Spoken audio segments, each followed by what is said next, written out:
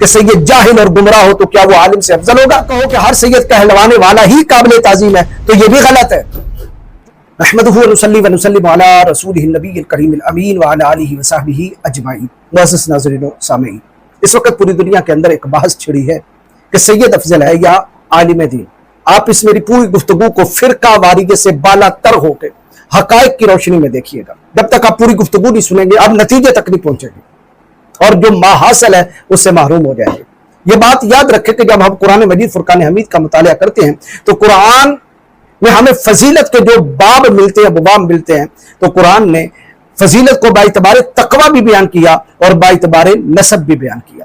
جس طرح سورہ حجرات کی آیت اللہ رب العالمین ارشاد فرماتا ہے، سورہ حجرات آیت نمبر 13 کے اندر، یا ایھا الناس انا خلقناکم من ذکر و انثی، اے لوگو بے شک ہم نے تمہیں ایک مرد اور ایک عورت سے پیدا کیا، یعنی حضرت آدم علیہ السلام اور حضرت حوا سلام اللہ علیہا۔ وَجَعَلْنَاكُمْ شُعُوبًا وَقَبَائِلَ لِتَعَارَفُوا، اور ہم نے تمہیں مختلف قبیلوں، مختلف گروہوں اور قبیلوں اور خاندانوں میں، قوموں میں بانٹا، لِتَعَارَفُوا، تاکہ تم ایک دوسرے کو پہچان سکو۔ یعنی یہ تمہارا قبیلوں میں بٹنا، قوموں میں بٹنا، یہ باعتبار پہچان کے ہے۔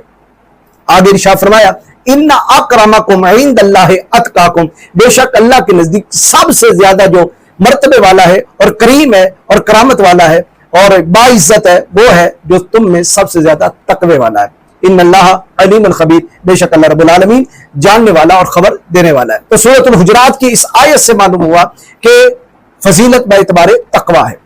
لیکن جب ہم مطالعہ کرتے ہیں قرآن مجید فرقان حمید کے پہلے سپارے سورہ بقرہ کا، تو اللہ رب العالمین نے ایک اور بھی چیز کو فضیلت کا اعتبار بنایا۔ ارشاد فرمایا، یا بنی اسرائیل اذکروا نعمتی التی انعمت علیکم وانی فضلتکم علی العالمین، اے بنی اسرائیل، اے اولاد یعقوب، میری ان نعمتوں کو یاد کرو جو میں نے تم پر کی اور تمہیں میں نے فضیلت دی سارے جہانوں کے اوپر۔ تو بنی اسرائیل کا ہر وہ بندہ جو بنی اسرائیل میں پیدا ہوا، صاحب عقیدہ تھا، صحیح العقیدہ تھا، پوری دنیا کے اندر رہنے والے سارے قبائل سے افضل تھا، ساری دنیا کے رہنے والے قوموں سے افضل تھا۔ تو پتہ کیا چلا کہ فضیلت کے دو معیار ہیں، ایک ہے خاندان میں ہونا اور ایک ہے صاحب تقوی ہونا۔ ایک ہے فضیلت با اعتبار وصف اور ایک ہے فضیلت با اعتبار قبیلہ۔ تو جب ہم نے اس پر غور کیا، جو چیز میرے سامنے آئی ہے وہ ہے عالم با اعتبار علم افضل ہے اور سید با اعتبار نسب افضل ہے۔ ہیں دونوں افضل، ایک با اعتبار علم افضل ہے اور ایک با اعتبار نسب افضل ہے۔ اور عالم کی فضیلت جو ہے وہ وصفی ہے، علم وصف ہے، اور سید کی جو فضیلت ہے یہ ذاتی ہے، یہ نسبی ہے، اس کے اندر اپنے خون کے اندر یہ شامل ہے۔ عالم جو ہے یہ افضل لغیر ہی ہے اور سید جو ہے یہ افضل لذات ہی ہے۔ سید بھی افضل، عالم بھی افضل۔ میں روایات کی طرف اور قرآن مجید فرقان حمید کی آیات کی طرف آتا ہوں، دونوں صاحبان فضیلت ہے۔ اللہ رب العالمین نے عالم کے بارے میں ارشاد فرمایا، هل يستوي الذين يعلمون والذين لا يعلمون، فرمایا کیا صاحبان علم اور ایسے لوگ جو صاحب علم نہیں ہیں کیا یہ برابر ہو سکتے ہیں؟ نہیں، درجہ کن کا زیادہ ہے؟ علم والوں کا۔ اور قرآن مجید فرقان حمید کے اندر ہی ایک خاندان کو اللہ رب العالمین نے صاحب طہارت بنایا، انما یرید اللہ لیذھب عنکم الرجس اہل البیت ویطہرکم تطہیرا۔ تو علم والے کی فضیلت کو بھی رب نے بیان کیا اور مصطفیٰ جان رحمت کے خاندان یعنی سادات کی فضیلت کو بھی رب نے قرآن میں بیان فرمایا کہ بے شک اللہ یہ چاہتا ہے کہ اے نبی کے گھر والوں، اللہ تمہیں ہر قسم کے رجس سے، ہر قسم کا رجس تم سے دور کر دے اور تمہیں خوب پاک صاف ستھرا فرما دے۔ اور تقوی کا اصل مقصد کیا ہے؟ تقوی کا اصل مقصد یہی ہے کہ بندہ جو ہے صاحب تقوی ہر قسم کے رجس سے دور ہو جائے، اور اللہ نے یہ خاندان نبوی کے لیے یہ ارادہ کیا ہوا ہے۔ عالم کی فضیلت کے بارے میں آقا کریم جانے دو عالم صلی اللہ تعالی علیہ وسلم نے ارشاد فرمایا، خیرکم من تعلم القرآن وعلمہ، تم میں سب سے بہتر اور افضل وہ ہے جو خود قرآن سیکھے اور اگلوں کو قرآن سکھائے۔ یہ ہے عالم کی فضیلت۔ اور سید کی فضیلت کے بارے میں بھی مصطفیٰ جان رحمت نے ارشاد فرمایا، اول من اشفع لہ من امتی، یہ طبرانی کے اندر موجم الکبیر کے اندر یہ حدیث پاک ہے، اور فتاوی رضویہ کے اندر میرے امام عشق و محبت اعلی حضرت فاضل بریلی علیہ الرحمہ نے بھی اس حدیث پاک کو نقل کیا۔ حضور فرماتے ہیں، اول من اشفع لہ من امتی اہل بیتی، فرمایا سب سے پہلے میں اپنی امت میں جن کی شفاعت کروں گا وہ میرے گھر والے ہیں، میری اہل بیت ہے۔ ثم الاقرب من القریش، پھر ان کی جو قریش میں میرے قریبی ہیں۔ ثم الانصار، پھر ان کے جو انصار ہیں۔ सुम्मा मन आमन बी वत्तबानी मिनल यमन, और फिर मैं उनकी शफात करूंगा जो मुझ पर ईमान लाए और जिन्होंने मेरी इत्तिबा की, और वो कहां के रहने वाले हैं? यमन के। यानी पहले सादात की शफात करूंगा, फिर कुरैशियों की, फिर अंसार की, फिर यमनी मुसलमानों की। फिर फरमाया सुम्मा साइरुल अरब, फिर मैं अहले अरब की शफात करूंगा। सुम्मल आजिम, फिर मैं पूरी दुनिया के अजमी इलाकों में रहने वाले मुसलमानों की शफात करूंगा। और आगे आके करीम अलैहिस्सलातु वस्सलाम ने ये शफात के दरजात को बयान करते हुए, शफात स्टेप बाय स्टेप बयान करते हुए कि पहले मैं सादात की करूंगा, फिर कुरैशियों की करूंगा, फिर अंसार की शफात करूंगा, फिर यमनी मोमिनों की करूंगा, फिर अहले अरब मोमिनों की करूंगा, फिर उसके बाद मैं अजम वाले मोमिनों की करूंगा। 6 स्टेप बयान करने के बाद आखिर में क्या फरमाया? नतीजतन व अव्वलु मन अशफअ लहू उलुल फضل, और फरमाया मैं जिसकी सबसे पहले शफात करूंगा वो इन सारों से ज्यादा फजीलत वाले हैं। तो पता क्या चला कि सादात भी अफजल हैं, और मुस्तफा जान रहमत ने फरमाया कि साहिब इल्म भी अफजल है। फजीलत उनकी भी बयान की, सादात की भी की। आलिम को जो फजीलत मिली है यह बाइतबारे वस्फ इल्मी है, और जो सैयद को मिली है यह बाइतबारे नसब है। इसी तरह आके करीम जाने दो आलम सल्लल्लाहु अलैहि वसल्लम ने आलिम के बारे में इरशाद फरमाया, इन्नल आलिम यस्तगफिरु लहु मन फिस समावाति व मन फिल अर्द वल हीतानु फी जौफिल मा व इन्न फज़लल आलिम अलल आबिद का फज़लिल कमर लैलतल बद्र अला साइरिल कवाकिब। फरमाया बेशक जो आलिम है उसके लिए जमीन और आसमान की हर चीज, हत्ता के पानी के अंदर जो है वो मछलियां भी उस आलिम के लिए दुआएं मगफिरत करती हैं। और फरमाया आलिम के आबिद के ऊपर, बेशक आलिम की फजीलत आबिद के ऊपर यूं ही है जैसे 14वीं के चांद की बाकी सितारों के ऊपर फजीलत है। तो आलिम की फजीलत को नबी पाक अलैहिस्सलातु वस्सलाम ने बयान फरमाया। तो जिस तरह आलिम की फजीलत को ताजदार कायनात जाने दो आलम सल्लल्लाहु अलैहि वसल्लम ने बयान फरमाया, इसी तरह सादात की फजीलत को भी हुजूर ने अपनी ज़बान अक़दस से बयान किया। इरशाद फरमाया, इन्नी तरक्तु फिकुम सकलैन मा इन तमस्सक्तुम बिही लन तदिल्लु बादी अहदुहुमा आदमु मिनल आखिर किताबुल्लाह हब्लुम ममदूदुम मिनस समाई इलल अर्दि व इतरती अहलु बैति वलन यतफर्रका हत्ता यरिद अलैहिल हौज़। बेशक मैं 2 भारी चीजें छोड़ के जा रहा हूं, और जो इन दोनों को थामे रखेगा फरमाया वो कभी गुमराह नहीं होगा। एक रब का कुरान और दूसरी अहले बैत। तो जिस तरह पूरी दुनिया की किताबों में रब के कुरान की ज्यादा फजीलत है, इसी तरह पूरी दुनिया के खानदानों में सादात की ज्यादा फजीलत है। और अगले बात क्या इरशाद फरमाई? फरमाया लेंगे तफर्रका हत्ता यरिद अलैहिल हौज़। फरमाया ना कुरान मेरी अहले बैत से जुदा होगा, ना मेरी अहले बैत कुरान से जुदा होगी। ये हम वक्त इकट्ठे रहेंगे कब तक? यहां तक कि हौज़ कौसर पे मैं जलवागर हूं। कुरान और अहले बैत ये दोनों इकट्ठे मेरे पास उस वक्त भी आएंगे, कभी जुदा नहीं होंगे। तो सादात पूरी दुनिया के घरानों में सबसे बेहतरीन घराना, और इसी तरह कुरान पूरी दुनिया की किताबों में सबसे बेहतरीन और अफजल किताब। तो जिस तरह आलिम की फजीलत को हुजूर ने बयान किया, इसी तरह सादात की फजीलत को भी बयान किया। ये नहीं है कि एक बंदा आलिम की फजीलत को बयान करते करते सादात की फजीलत का इनकार कर दे, या सादात की फजीलत का इस कदर बढ़ाए कि आलिम को जनाबे वाला बिल्कुल पुष्ट कर दे। इस दुनिया में वो इस्लाम के अंदर जिस तरह सादात ने इस्लाम का काम किया, इस तरह गैर सादात उलमा ने भी काम किया। इमाम आदम अबू हनीफा कौन थे? इमाम शाफी कौन थे? इमाम मालिक कौन थे? इमाम अहमद इब्न हंबल कौन थे? इमाम बुखारी कौन है? इमाम मुस्लिम कौन है? इमाम तिरमिज़ी कौन है? इमाम निसाई कौन है? इमाम इब्न माजा कौन है? इमाम दारकुतनी कौन है? इमाम अबू दाऊद कौन है? इमाम जो है वो निसाई कौन है? साहिब मिशकात इमाम खतीब कौन है? साहिब दलालुन नबुव्वत इमाम बहकी कौन है? इसी तरह इमाम फखरुद्दीन राजी, मुजद्दिद फ़िसानी, आला हज़रत इमाम अहमद रज़ा खान, ये सारे कौन थे? गैर सादात थे। और अपने अपने जमाने में इन्होंने इल्म के वो काम किए, मदारिस का वो काम किया, इल्म का, फिक्र का, तफसीर हदीस का वो काम किया कि आज तक पूरी उम्मत जो है वो इन्हीं के मरहूम मिन्नत है।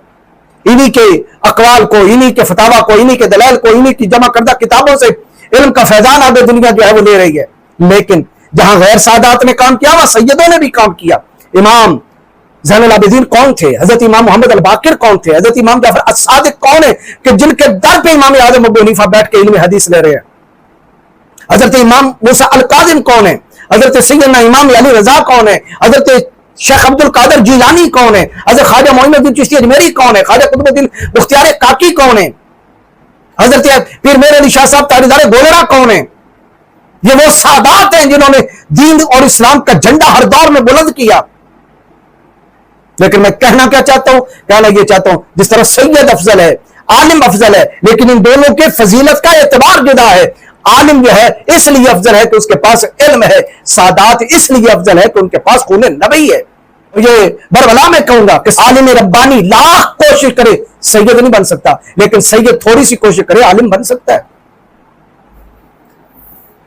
آقا کریم جانب عالم صلی اللہ علیہ وسلم نے عالم کی فضیلت کو بیان کرتے ہوئے فرمایا فقیہ واحد اشد علی الشیطان من الف عابد، 1000 عابدوں کے اوپر ایک فقیہ ایک مفتی جو ہے وہ شیطان کے اوپر زیادہ بھاری ہے، اتنا وہ 1000 عابدوں سے نہیں ڈرتا جتنا وہ ایک فقیہ اور مفتی سے ڈرتا ہے۔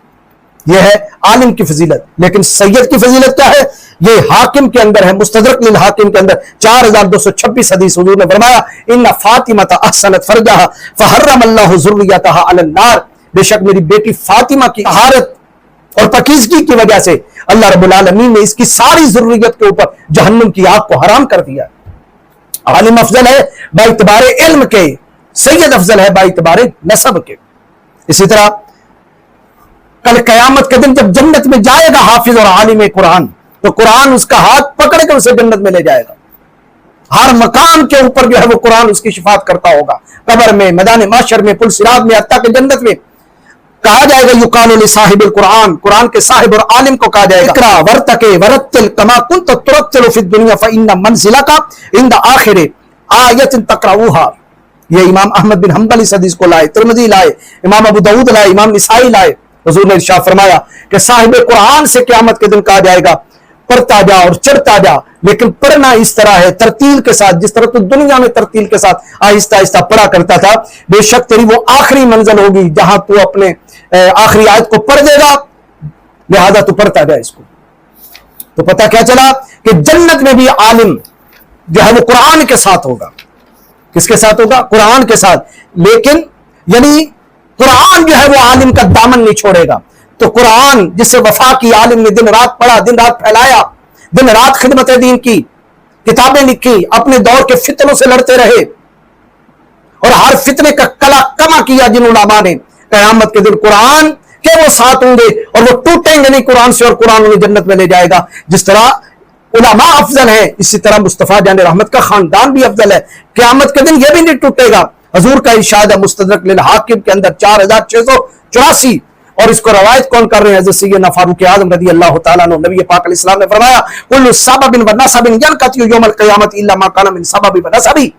ارشاد فرمایا ہر رشتہ، ہر نسب، ہر خاندان قیامت کے دن ٹوٹے گا ماں سوائے میرے نسب اور سبب کے، یعنی جو مجھ سے جڑے ہیں، میرا اپنا خاندان ہے، میرا خون ہے، یہ قیامت کے دن نہیں ٹوٹے گا۔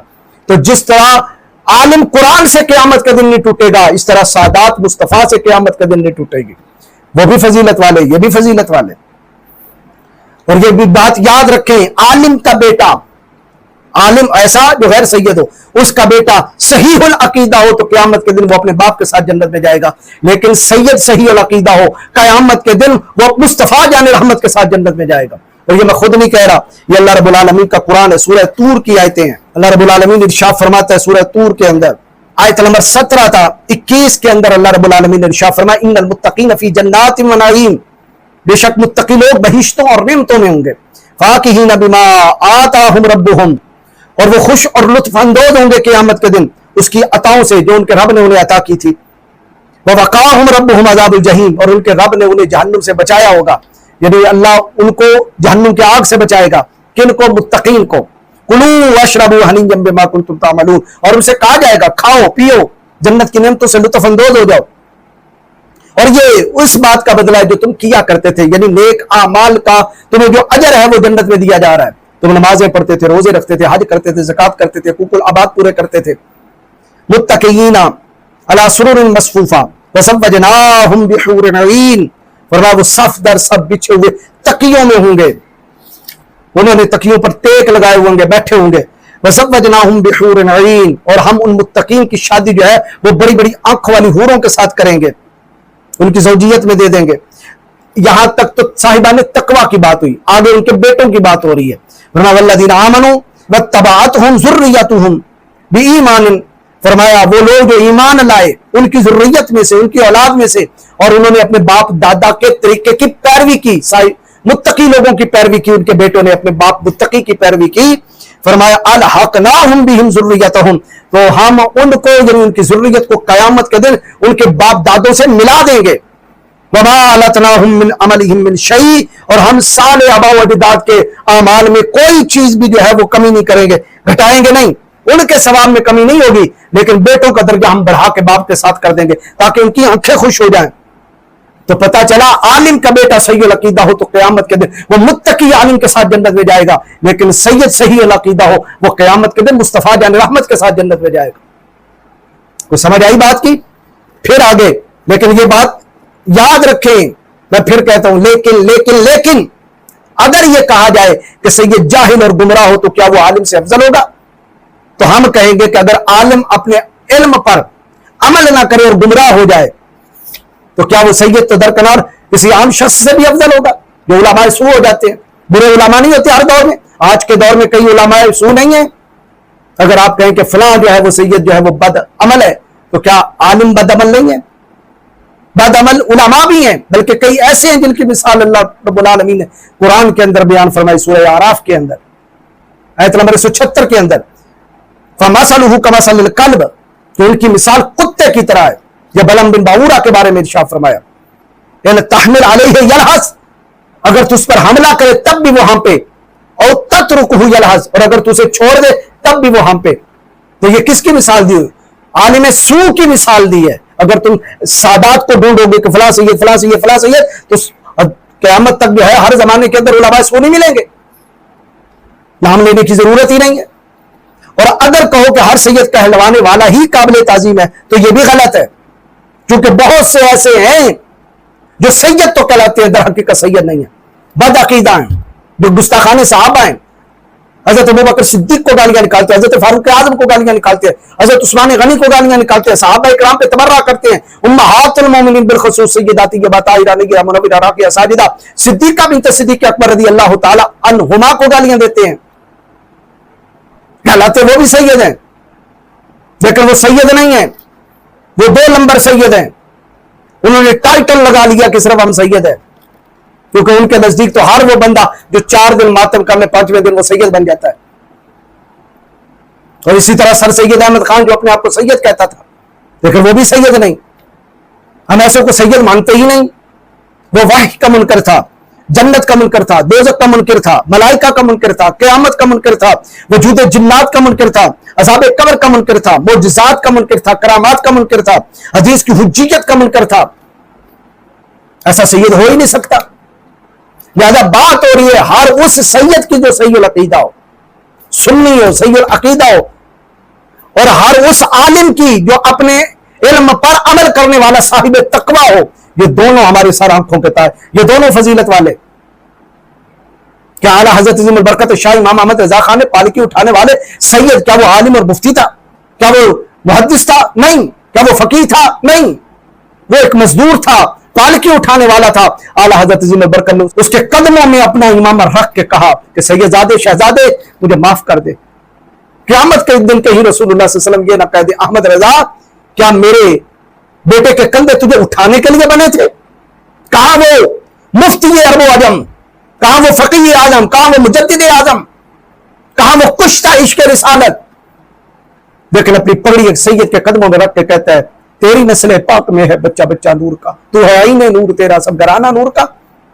यह अदब सिखाया। मैं मानता हूं हर वो आलिम जो साहिब तकवा भी हो, साहिब तहारत भी हो, उसके दिल में अहले बैत के एक सैयद बच्चे का भी अदब होगा। अगर वो अदब नहीं करता तो वो साहिब तकवा भी ना रहा, तो जब वो साहिब तकवा ना रहा तो उसकी फजीलत जो है वो नहीं रहेगी। लेकिन अगर वो सादात का भी अदब करने वाला है, ऐसे सैयद के ऊपर जो नस्बी तौर पर तो फजीलत रखता है लेकिन वस्फी तौर पर इल्म की फजीलत नहीं रखता, तो हमारे उलमा के फतावा हैं कि ऐसा आलिम साहिब तकवा हर उस सैयद से जो गैर साहिब तकवा हो और गैर आलिम उस पर फजीलत रखता है। लेकिन ये जुज़वी फजीलत है, तो जुज़वी फजीलतों की बातें होती रहती हैं। आखिर में मैं कह दूं कि मेरी गुफ्तगू का पूरी का नतीजा यह है, हर आलिम दीन हर उस सैयद का अदब करे जो सही अकीदा है, और हर सैयद उस आलिम दीन का अदब करे जो सही अकीदा है। दोनों बाई से फजीलत है, दोनों काबिल एहतराम है, दोनों लायक ताजीम है।